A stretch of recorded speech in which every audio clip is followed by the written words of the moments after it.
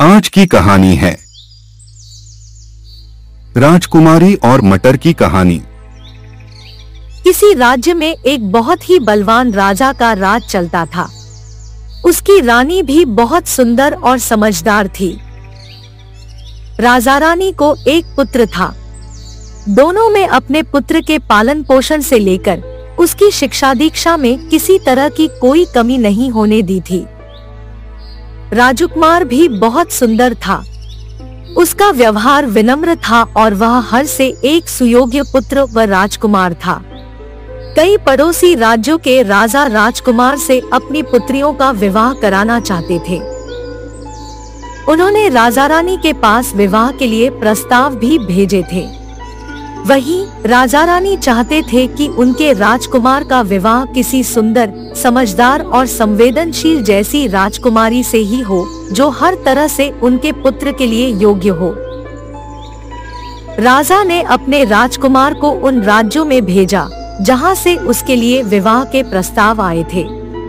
राजा चाहते थे कि राजकुमार खुद उन राजकुमारियों से मिले, उन्हें समझे और अपने लिए एक सुयोग्य पत्नी का चुनाव करे। राजकुमार ने भी अपने पिता की बात मान ली। वो कई अलग अलग राज्यों में गया, वहाँ के लोगों और राजकुमारियों से मिला, लेकिन फिर भी उसे सभी राजकुमारी में कुछ न कुछ कमी मिल जाती थी।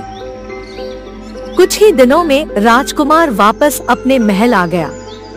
वह उदास था, मन ही मन सोच रहा था कि शायद उसके भाग्य में पत्नी का सुख नहीं है। यही सोचकर उसने शादी से मना कर दिया और राज्य के काम में मन लगाने लगा।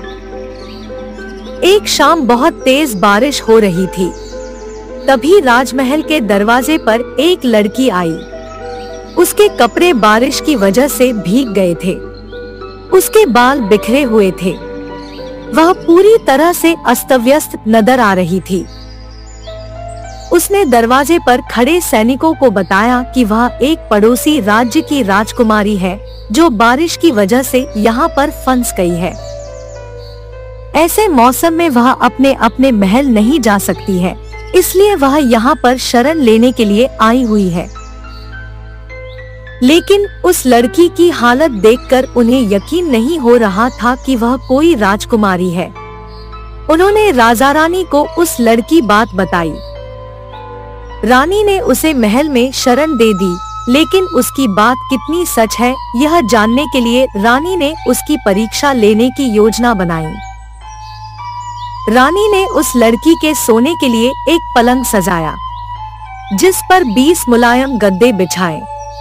फिर उसके ऊपर से एक रेशम की चादर बिछा दी।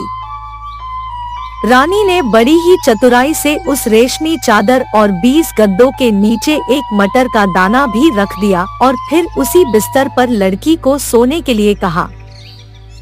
अगले दिन जैसे ही वह लड़की अपने सोने के कमरे से बाहर आई, तो रानी ने बड़ी ही बेसब्री से उससे पूछा कि उसे रात में नींद कैसी आई। इस पर उस लड़की ने कहा वह पूरी रात नहीं सो पाई। उसे उसके बिस्तर पर कुछ चुभ रहा था। यह सुनकर रानी को यकीन हो गया कि वह लड़की सच कह रही है, वह कोई राजकुमारी है। तभी उसे 20 गद्दों के नीचे रखा एक मटर का दाना भी चुभ रहा था और वह बहुत ही संवेदनशील राजकुमारी भी है। रानी ने उसी वक्त उस राजकुमारी से अपने राजकुमार के विवाह का निर्णय कर लिया। राजा रानी खुद उस राजकुमारी को उसके राज्य में छोड़ गए और वहां पर जाकर उन्होंने उसके राजपिता से शादी का प्रस्ताव भी रखा। उस राजकुमारी व उसके पिता ने उसे स्वीकार कर लिया और राजकुमार और राजकुमारी का विवाह करवा दिया गया। शिक्षा। राजकुमारी और मटर की कहानी से हमें ये शिक्षा मिलती है कि किसी व्यक्ति को किस तरह की परवरिश मिली है, इसकी झलक उसका व्यवहार साफ बताता है। ऐसे और कहानी सुनने के लिए मेरा चैनल को सब्सक्राइब करें और साथ में जो बेल आइकन है वहां पर क्लिक करके ऑल कीजिए, ताकि आने वाले जो भी वीडियो रहेंगे वह आप लोगों को नोटिफिकेशन मिल जाए। धन्यवाद।